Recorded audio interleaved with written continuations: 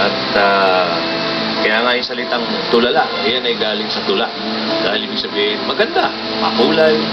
Ang isang lugar, pag matulay, parang buhay ni Dingdong. Narito ang aking munting tula. Nang ako ay minsang mapadaan sa EDSA, ako po ay muntik-muntik nang madisgrasya. Pagkat bakla kong driver, biglang pumarada, biglang preno pagkat si Dingdong ay nakita. Ako po sa TV, minsan palang nagdrama. Dahil si Dingdong, gusto ko lang makasama. Subalit, pinili ko na lang magpatawa, pagkat ang drama pala ay inuumaga. Sa taping man o shooting, ay nagpipilian. Ang kanyang mga fans, siya'y kinababaliwan. Mga tumipili, minsan ay nilapitan.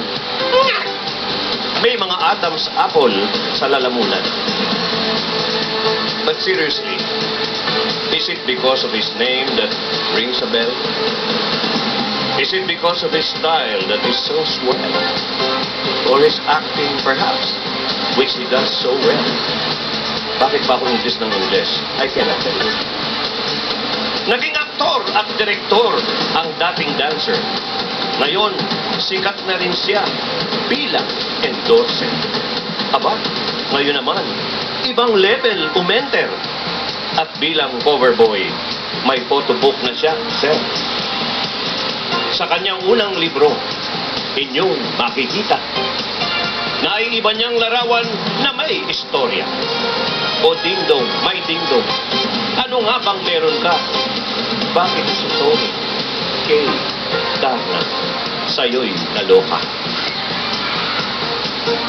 Aking katanungan, mamaya mo na sagutin. Namnamin mo na muna itong handog namin. Isang silip sa aklat.